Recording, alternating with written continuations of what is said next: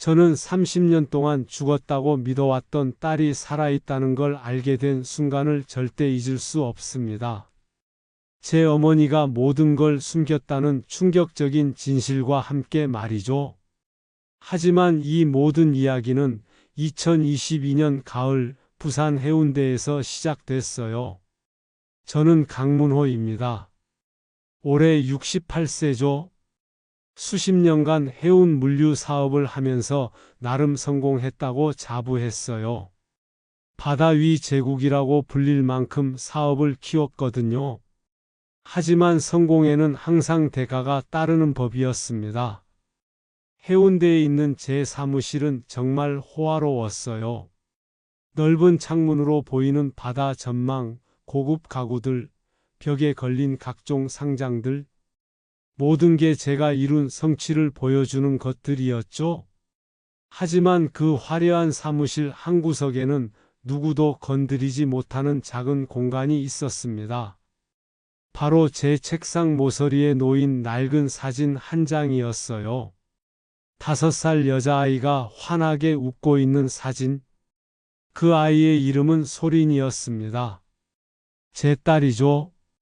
직원들은 모두 그 사진이 누구인지 알고 있었어요. 하지만 아무도 묻지 않았습니다. 제가 그 사진을 볼 때마다 어떤 표정을 짓는지 알고 있었거든요.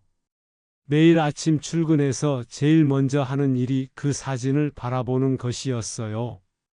그럼 마음 한구석이 저려왔습니다. 미안함과 후회가 밀려왔죠. 내가 더 지켰어야 했는데 혼자 중얼거리곤 했어요. 소린이의 밝은 미소를 보면서 말이에요. 1989년 겨울에 그날을 떠올릴 때마다 가슴이 찢어지는 듯 했습니다. 아내 정민아가 둘째 출산 후 심장 합병증으로 위험했어요. 어린 딸 소린이도 고열로 함께 병원에 있었죠. 그런데 저는 사업 때문에 곁을 지켜주지 못했어요. 중요한 계약이 있다며 병원을 떠났던 겁니다. 그게 마지막이 될 줄은 꿈에도 몰랐죠. 병원에서 전화가 왔을 때 저는 회의 중이었어요. 죄송합니다. 부인과 따님 모두 안 됐습니다. 그 한마디에 제 세상이 무너져 내렸어요. 회의실에서 그대로 주저앉았던 기억이 생생합니다. 그날 이후 저는 완전히 달라졌어요. 오직 일에만 매달렸죠. 돈을 벌고 사업을 키우고 성공하는 것만이 제 목표였습니다. 아픔을 잊기 위해서였을 거예요. 하지만 아무리 성공해도 소린이에 대한 그리움은 사라지지 않았어요. 오히려 나이가 들수록 더 커졌죠. 가끔 길에서 비슷한 나이의 아이들을 보면 가슴이 뭉클했어요. 소린이가 살아있었다면 지금쯤 몇 살이었을까? 어떤 모습으로 자랐을까?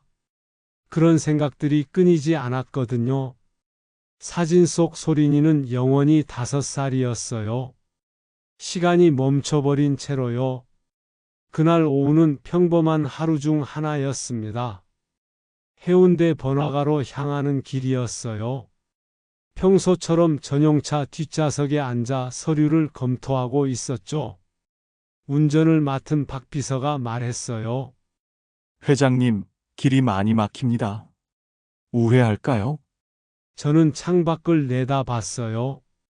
오후 시간이라 그런지 차들이 꽤 밀렸더라고요. 괜찮네? 시간은 있지? 별로 급할 일도 없었거든요. 차 안에서 서류 작업을 하면 됐으니까요. 그런데 바로 그때였어요. 갑자기 한 소년이 횡단보도로 뛰어들었습니다. 신호등이 바뀌기 전이었어요. 차들이 달리고 있는 상황이었죠. 박 비서가 급하게 브레이크를 밟았어요. 끼익 하는 소리와 함께 타이어가 바닥을 긁었습니다. 저는 앞으로 확 튕겨 나갔죠. 어떻게 된 거야? 저는 급히 차에서 내렸어요. 소년이 다쳤는지 확인해야 했거든요. 다행히 소년은 멀쩡했어요. 대신 당황한 기색이 역력했죠. 10살 정도로 보이는 아이였습니다. 괜찮니? 다친 데는 없고? 제가 물어보니 소년이 당차게 대답했어요. 괜찮아요. 제가 잘못 뛰어든 거예요. 참 의젓한 아이라는 생각이 들었어요. 자기 실수를 인정하는 모습이 기특했죠? 그래도 놀랐을 텐데. 병원에 가볼까? 아니에요. 정말 괜찮아요. 소녀는 연신 고개를 저었어요. 괜찮다고 말하면서도 미안해하는 표정이었죠. 저는 안도의 한숨을 내쉬며 지갑을 꺼냈어요. 용돈이라도 주려고 했거든요. 그래도 놀라게 해서 미안하다. 이거라도 받아. 지갑에서 10,000원짜리 몇 장을 꺼내려는데 소년의 눈이 갑자기 커졌어요. 제 지갑을 뚫어져라 쳐다보고 있었어요. 왜 그러니? 소년이 가리키는 곳을 보니 지갑 안쪽이었어요. 거기에는 작은 사진 한 장이 들어 있었죠? 소린이의 사진이었습니다. 이거 우리 엄마 어릴 때 사진인데요. 그 순간 저는 말문이 막혔어요. 무슨 말인지 이해가 안 됐거든요. 뭐라고? 이 사진이요. 우리 엄마 어릴 때 사진과 똑같아요. 소년이 다시 한번 말했어요. 확신에 찬 목소리였죠? 저는 가슴이 두근두근 했어요. 혹시 하는 마음이 들었거든요. 내 엄마 이름이 뭐니? 강소린이에요. 그 한마디에 저는 그 자리에서 얼어버렸어요. 소년의 이름은 윤도현이었어요. 10살이라고 했죠. 저는 떨리는 손으로 지갑에서 소린이 사진을 꺼냈습니다. 내 엄마가 정말 강소린이야? 네, 맞아요. 도연이가 고개를 끄덕였어요. 저는 믿을 수가 없었어요. 30년 동안 죽었다고 생각했던 딸이 살아있다니요. 그 순간 1989년 겨울이 눈앞에 생생하게 떠올랐어요. 아내 정민아가 둘째를 낳고 심장 합병증으로 위험했던 때였죠. 어린 딸 소린이도 고열로 함께 병원에 입원해 있었어요. 저는 그때 정말 바빴어요. 회사가 어려운 시기였거든요. 대형 계약을 놓치면 회사가 망할 수도 있는 상황이었죠. 여보, 병원에 있어 주세요. 미나가 약한 목소리로 말했어요. 하지만 저는 회사 일이 더 급했어요. 미안해. 계약만 따내고 올게. 그렇게 병원을 떠났어요. 그게 마지막이 될 줄은 몰랐죠? 계약 협상이 끝나고 병원으로 돌아가려는데 전화가 왔어요. 병원에서였죠? 강문호님이시죠? 부인과 따님이 의사의 목소리가 무거웠어요. 그 순간 불길한 예감이 들었죠? 안 됐습니다. 최선을 다했지만 그 말을 듣는 순간 저는 그대로 주저앉았어요. 세상이 무너지는 느낌이었죠? 병원으로 달려갔지만 이미 늦었어요. 아내와 딸 모두 차갑게 식어 있었어요. 저는 그날 가족을 잃었다고 생각했습니다. 그 후 저는 완전히 변했어요. 오직 일에만 매달렸죠. 돈을 벌고 성공하고 더 큰 사업을 키우는 것만이 저의 전부였어요. 아픔을 잊기 위해서였을 거예요. 하지만 소린이에 대한 그리움은 사라지지 않았어요. 그래서 지갑에 사진을 넣고 다녔던 거죠. 그런데 지금 제 앞에 서 있는 이 아이가 소린이의 아들이라니요. 믿기지 않았어요. 정말로 내 엄마가 강소린이야? 네, 확실해요. 도연이가 다시 한번 확답했어요. 저는 가슴이 터질 것 같았어요. 기쁨과 혼란이 동시에 밀려왔죠. 딸이 살아있다는 기쁨, 그리고 왜 지금까지 몰랐는지에 대한 혼란이요. 그럼 내 엄마 지금 어디 있니? 집에 있어요. 대연동 아파트예요. 도연이가 순수하게 대답했어요. 저는 당장 달려가고 싶었어요. 하지만 동시에 두려웠어요. 정말 소린이일까? 혹시 동명이인일 수도 있지 않을까? 그런 생각들이 머릿속을 맴돌았죠. 30년 동안 멈춰 있던 시간이 다시 흐르기 시작한 것 같았어요. 저는 그날 밤 잠을 이룰 수가 없었어요. 도연이를 만난 일이 자꾸 머릿속을 맴돌았거든요. 정말 소린이가 살아있는 걸까? 그렇다면 왜 지금까지 몰랐던 걸까? 다음 날 아침 저는 예전 병원 기록을 찾아보기로 했어요. 30년 전 일이지만 혹시 남아있는 자료가 있을지도 모르니까요. 그런데 병원에서 만난 예전 의료진 중 한 분이 충격적인 이야기를 해주셨어요. 그때 참 이상한 일이 있었어요. 어머님이 오셔서 그분의 말을 듣고 저는 온몸이 얼어붙었어요. 제 어머니 오기련 씨가 병원에 왔다는 거였어요. 따님이 죽었다고 아들에게는 말하라고 하셨어요. 아이는 다른 곳으로 보내겠다고. 저는 믿을 수가 없었어요. 제 어머니가 그런 짓을 했다니요. 왜 그런 말씀을 하셨을까요? 의료진 분이 조심스럽게 말했어요. 가문의 체면 때문이라고 하셨어요. 아픈 아이가 있으면 문제가 된다고. 그 순간 모든 퍼즐이 맞춰졌어요. 어머니가 항상 가문의 명예를 중시했던 분이었거든요. 아픈 손녀가 가문의 먹칠을 한다고 생각했던 거예요. 그럼 소린이는 어디로 갔나요? 김영숙 교수님께 맡겨졌다고 들었어요. 부인의 대학 은사였다고. 저는 그제야 깨달았어요. 왜 소린이가 윤 씨 성을 쓰는지도요. 김영숙 교수님이 키우시다가 나중에 입양을 보낸 거였어요. 집으로 돌아와서 어머니를 찾았어요. 어머니는 여전히 건강하셨죠? 88세의 고령이지만 정신은 또렷하셨어요. 어머니, 소린이는 어디 있습니까? 저는 직설적으로 물었어요. 더 이상 돌려서 말할 필요가 없었거든요. 무슨 소리야? 소린이는 죽었잖아. 어머니는 태연하게 대답하셨어요. 하지만 저는 이미 진실을 알고 있었죠. 어머니가 숨기신 거죠?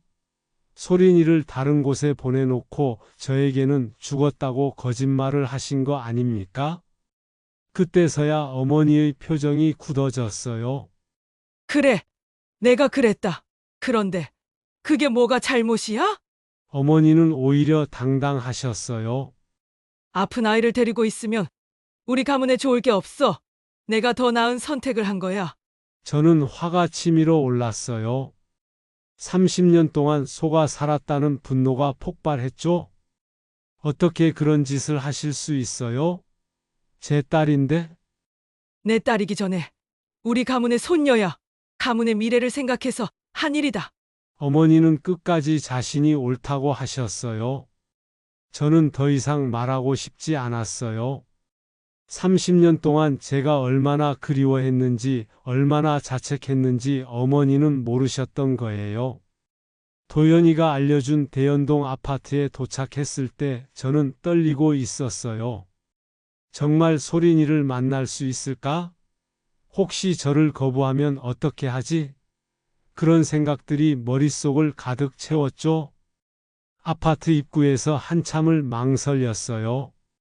박 비서가 걱정스럽게 물었어요. 회장님 괜찮으시죠? 괜찮아? 잠시만 기다려. 저는 심호흡을 크게 했어요. 30년 만에 딸을 만나는 순간이었거든요. 엘리베이터를 타고 올라가는 동안 가슴이 두근두근 했어요. 언제 이렇게 떨려본 적이 있었나 싶을 정도였죠. 10층에서 내려서 문패를 확인했어요. 윤도현이라고 적혀 있었어요. 아마 양부모의 성을 쓰는 모양이었죠. 초인종을 누르고 기다렸어요. 발걸음 소리가 들리더니 문이 열렸어요. 그리고 제 앞에 나타난 사람을 보는 순간 저는 숨이 멎는 줄 알았어요. 40대 초반의 여성이었어요. 키는 제법 컸고 긴 머리를 한쪽으로 넘긴 모습이었죠. 하지만 무엇보다 놀라운 건 얼굴이었어요. 눈매는 완전히 아내 미나를 닮았어요. 그 선명한 쌍꺼풀과 맑은 눈동자까지 똑같았죠. 하지만 턱선은 저와 판박이었어요. 각진 턱과 굵직한 턱선이 제 젊은 시절과 너무 비슷했어요. 죄송하지만 누구시죠? 소린이가 조심스럽게 물었어요. 낯선 사람이 찾아와서 당황스러워하는 게 당연했죠. 제 사진을 왜 가지고 계신 거죠? 소린이가 제 지갑을 가리키며 말했어요. 어제 도연이가 본 그 사진 말이에요. 저는 떨리는 목소리로 대답했어요. 소린아, 나는 내 아버지다. 소린이의 얼굴이 순간 굳어졌어요. 믿을 수 없다는 표정이었죠. 아버지라고요? 그래? 강문호다. 내 친아버지 말이야. 저는 최대한 차분하게 말하려고 했어요. 하지만 목소리가 계속 떨렸죠. 소린이는 한참 동안 저를 바라보더니 문을 활짝 열었어요. 들어오세요. 집 안은 깔끔하게 정리되어 있었어요. 그리 크지 않은 아파트였지만 따뜻한 느낌이 들었죠. 거실에 앉으니 도연이가 달려왔어요. 할아버지, 정말 오셨네요. 아이는 저를 할아버지라고 부르고 있었어요. 그 말이 가슴에 울림을 주었죠. 소린이가 차를 끓여주며 말했어요. 정말 아버지라면 왜 이제서야 오신 거죠? 그 질문에 저는 할 말을 잃었어요.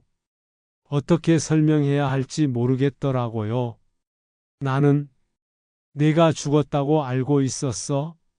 소린이의 눈이 커졌어요. 죽었다고요?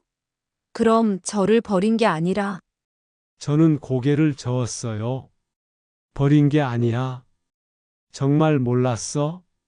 너와 엄마 모두 죽었다고 들었거든. 30년 동안의 오해가 풀리기 시작했어요. 소린이의 얼굴에 경계심이 떠올랐어요. 제 말을 쉽게 믿지 못하는 것 같았죠? 아버지가 절 버렸다고 들었어요. 소린이가 차갑게 말했어요. 누구한테 그런 말을 들었니? 외할머니요. 김영숙 교수님이 그렇게 말씀하셨어요. 저는 고개를 저었어요. 아니야. 그건 사실이 아니야. 난 내가 죽었다고만 들었어. 내 엄마와 함께 말이야. 소린이는 믿기 어렵다는 표정이었어요. 30년 동안 다른 진실을 믿고 살아왔으니까요. 그럼 왜 저를 찾지 않으셨어요? 정말 죽었는지 확인이라도 해보셨어야죠. 소린이의 목소리에 분노가 섞여 있었어요. 당연한 반응이었죠. 그때는 정말 혼란스러웠어. 아내도 잃고 딸도 잃었다고 하니까 저는 변명하고 있는 게 아니었어요. 그때의 제 심정을 있는 그대로 말하고 있었죠. 병원에서 직접 확인했어. 의사가 분명히 말했거든. 둘 다 안 됐다고. 소린이가 눈물을 글썽였어요. 저는 30년 동안 아버지가 저를 버렸다고 생각했어요. 아프다고 짐이 된다고 버렸다고요. 그 말을 듣는 순간 제 가슴이 찢어지는 것 같았어요.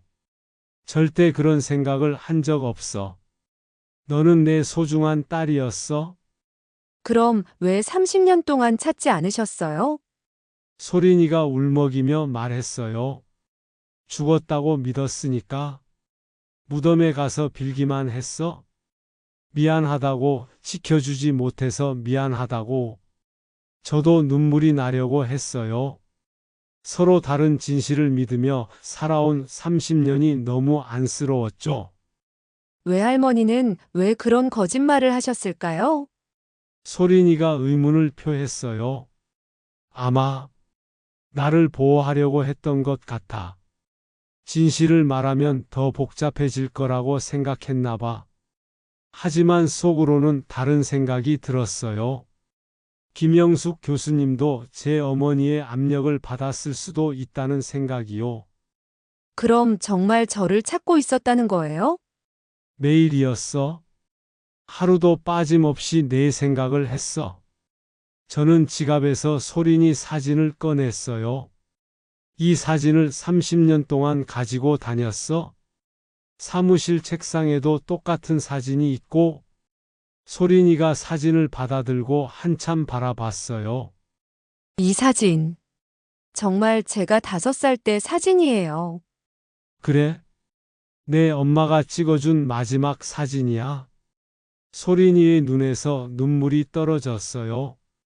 오해와 배신감으로 얼룩진 30년이 조금씩 풀리고 있었어요. 하지만 아직 완전히 화해하기에는 시간이 필요해 보였어요. 소린이가 잠시 자리를 비우더니 낡은 일기장을 들고 왔어요. 표지가 해지고 모서리가 다른 오래된 일기장이었죠. 이걸 보세요. 소린이가 일기장을 펼쳐 보였어요. 김영숙 교수님이 쓴 기록이었어요. 1989년 12월 15일. 귀련 여사가 찾아왔다. 아이를 맡아달라고 했다. 그 첫 줄을 읽는 순간 저는 온몸이 떨렸어요. 아들은 절대 모르게 해달라고 했다. 아이가 죽었다고 말하겠다고 했다. 제 어머니의 이름이 거기 적혀 있었어요. 의심할 여지가 없었죠? 나는 차마 거절하지 못했다. 아이가 불쌍했기 때문이다. 김영숙 교수님의 기록이 계속 이어졌어요. 귀련 여사는 가문의 체면을 생각한다고 했다. 아픈 아이가 있으면 문제가 된다고 했다. 저는 주먹을 꽉 쥐었어요. 어머니가 정말 그런 짓을 했다는 증거였거든요. 소린이는 건강하게 자라고 있다. 하지만 아버지를 그리워한다. 그 문장을 읽을 때 가슴이 미어졌어요. 아이는 아버지가 자신을 버렸다고 생각하고 있다. 언젠가는 진실을 말해줘야 할 텐데. 김영숙 교수님도 고민이 많았던 모양이에요. 어떻게 말해야 할지 몰라서 계속 미뤘던 거죠. 1995년 3월 20일. 소린이를 윤가에 입양 보냈다. 더 이상 혼자 키울 수 없다. 그때서야 윤 씨 성을 쓰는 이유를 알 수 있었어요. 입양 가정에서는 진실을 말하지 않기로 했다. 아이에게는 부모가 사고로 죽었다고 했다. 저는 일기장을 들고 있는 손이 떨렸어요. 30년 동안 숨겨져 있던 진실이 다 드러나고 있었거든요. 귀련 여사의 압력이 계속됐다. 절대 아들에게 말하지 말라고 했다. 제 어머니가 얼마나 치밀하게 이 모든 걸 숨겼는지 알 수 있었어요. 소린이가 조용히 말했어요. 교수님이 돌아가시기 전에 이 일기장을 주셨어요. 언젠가 진실을 알 권리가 있다고 하시면서요. 저는 고개를 숙였어요. 너무 미안했거든요. 미안해, 정말 미안해. 내가 몰랐어. 아버지 잘못이 아니에요. 할머니가, 아버지의 어머니가 하신 일이죠. 소린이도 복잡한 심정인 것 같았어요. 하지만 아직도 믿기지 않아요. 정말 저를 찾고 있었다는 게. 사무실에 가보자. 내 사진이 30년 동안 그 자리에 있었어. 저는 소린이에게 제안했어요. 말로만 하는 것보다 직접 보여주는 게 나을 것 같았거든요. 초반부터 깔려있던 모든 복선들이 하나로 이어지고 있었어요. 책상 위 사진, 지갑 속 비밀, 도연이와의 우연한 만남까지. 모든 게 운명이었던 것 같았어요. 사무실에 도착했을 때 소린이는 말없이 제 책상을 바라봤어요. 거기에는 정말로 자신의 어린 시절 사진이 놓여 있었거든요. 정말 30년 동안 여기 있었던 거예요? 소린이의 목소리가 떨렸어요. 매일 아침 출근해서 제일 먼저 보는 게 이 사진이었어. 저는 사진을 들어 올려 보였어요. 사진 뒷면에는 날짜가 적혀 있었죠. 1989년 11월 3일. 소린이가 마지막으로 병원에 있기 전에 찍은 사진이었어요. 아버지, 소린이가 처음으로 저를 아버지라고 불렀어요. 그 한마디에 30년 동안 쌓인 그리움이 한꺼번에 터져 나왔어요. 정말 미안했어. 지켜주지 못해서. 저는 눈물을 참을 수 없었어요. 이제라도 찾았으니까 됐어요. 소린이도 울고 있었어요. 하지만 원망보다는 안도의 눈물 같았어요. 긴 침묵이 흘렀어요. 30년의 공백을 한 번에 메우기는 어려웠거든요. 지금이라도 아버지로서 내 곁에 있을 수 있을까? 저는 조심스럽게 물었어요. 거부당할 수도 있다는 두려움이 있었거든요. 소린이는 잠시 생각하더니 도현이를 바라봤어요. 도현아, 이제 진짜 할아버지가 생긴 거네. 정말요? 도현이가 환하게 웃었어요. 아이는 순수했어요. 복잡한 어른들의 사정보다는 할아버지가 생긴다는 기쁨이 더 컸던 거죠. 할아버지, 저랑 놀이터 가실래요? 도현이가 제 손을 잡았어요. 그 작은 손의 온기가 제 마음을 따뜻하게 했어요. 그래, 가자. 저는 아이를 끌어안았어요. 그리고 눈물을 터뜨렸죠. 30년 동안 잃어버렸다고 생각했던 가족을 되찾은 기쁨이었어요. 늦었지만 다시 시작할 수 있다는 희망이었죠. 소린이가 옆에서 말했어요. 아버지, 앞으로 자주 만나요. 그래, 매일이라도 보고 싶어. 저는 진심으로 말했어요. 이제는 정말로 가족이 생긴 거였어요. 잃어버린 30년은 되돌릴 수 없어요. 하지만 앞으로의 시간은 함께 할 수 있다는 희망이 있었어요. 그날 밤 저는 오랜만에 편안한 잠을 잤어요. 30년 동안 계속된 악몽이 드디어 끝난 것 같았거든요. 다음 날부터 저는 새로운 삶을 시작했어요. 성공한 사업가가 아니라 딸과 손자를 가진 평범한 아버지이자 할아버지로 말이에요. 때로는 늦는 것이 아니라 때가 된 것일 수도 있다는 생각이 들었어요. 지금의 저와 소린이라면 더 성숙하게 관계를 만들어갈 수 있을 테니까요. 그리고 도현이라는 다리가 있어서 더욱 자연스럽게 가까워질 수 있었어요. 아이의 순수함이 어른들의 복잡한 감정을 단순하게 만들어줬거든요. 앞으로 만들어갈 새로운 추억들을 생각하니 가슴이 설렜어요. 잃어버린 시간은 아쉽지만 앞으로의 시간이 더 기대됐죠.